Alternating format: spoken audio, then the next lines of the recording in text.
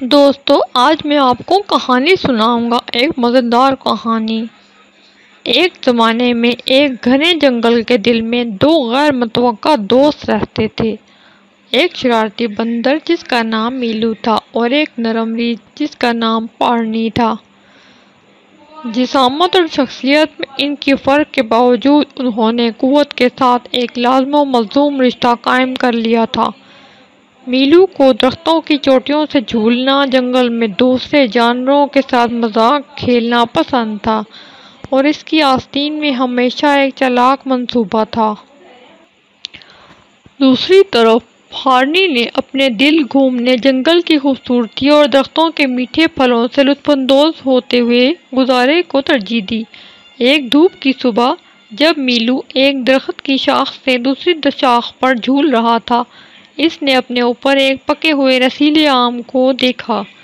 مزیدار پھل حاصل کرنے کے لیے اس نے ایک منصوبہ بنایا۔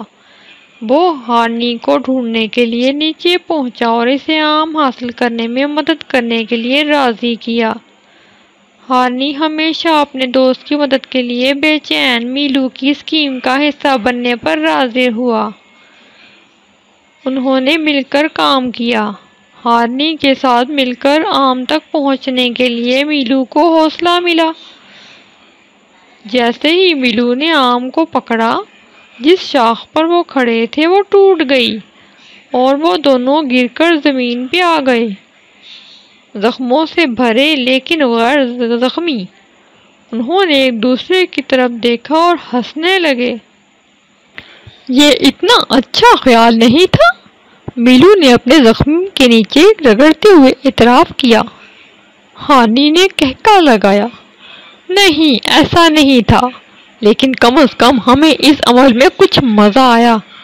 جب انہوں نے جنگل میں اپنا سفر جاری رکھا، ہارنی نے صبر کی حکمت بتائی اور میلو کو بہت جلد بازی کے نتائج سے خبردار کیا۔ میلو نے غور سے سنا اور محسوس کیا کہ بعض اوقات چیزوں میں جلدی کرنے کے بجائے صحیح لمحے کا انتظار کرنا بہتر ہے۔ جیسے جیسے دن گزرے گئے، میلو اور ہارنی اپنے منفرد دوستی کی وجہ سے جنگل کا چرچا بن گئے۔ انہوں نے اپنا وقت ایک دوسرے سے سیکھنے اور جنگل کی مختلف پہلوؤں کو تلاش کرنے میں صرف کیا۔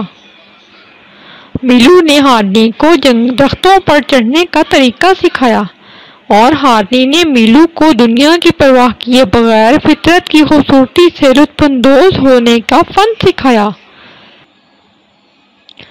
ایک شام جب وہ دریا کے کنارے بیٹھے غروب آفتاب کو دیکھ رہے تھے، میلو نے کہا، تم جانتے ہو ہارنی، تم نے مجھے صبر کرنے اور زندگی کی سادہ خوشیوں کی قدر کرنے کے بارے میں بہت کچھ سکھایا ہے۔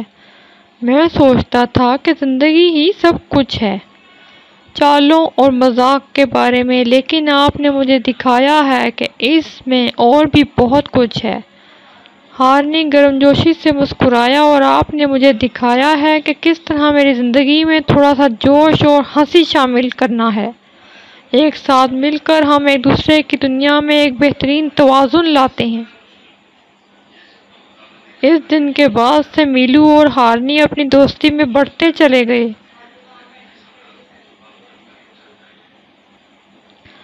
ان منفرد خصوصیات کو پسند کرتے ہوئے جو وہ ایک دوسرے کی زندگی میں لائے تھے، انہوں نے جنگل کو ثابت کر دیا کہ چاہے وہ کتنے ہی مختلف ہوں، سچی دوستی کوئی سرحد نہیں جانتی اور انتہائی غیر متوقع جگہوں پر پائی جاتی ہے، اور اس طرح وہ خوشی سے زندگی بسر کرتے رہے، اپنے ارد گرد کے ہر فرد کو اپنے بندھن کے جادو سے متاثر کرتے رہے۔ جی بچوں، کیسی لگی میری آج کی کہانی؟ کمنٹس میں ضرور بتائیے گا، ویڈیو کو لائک کیجیے گا اور چینل کو سبسکرائب کیجیے گا۔ اللہ حافظ۔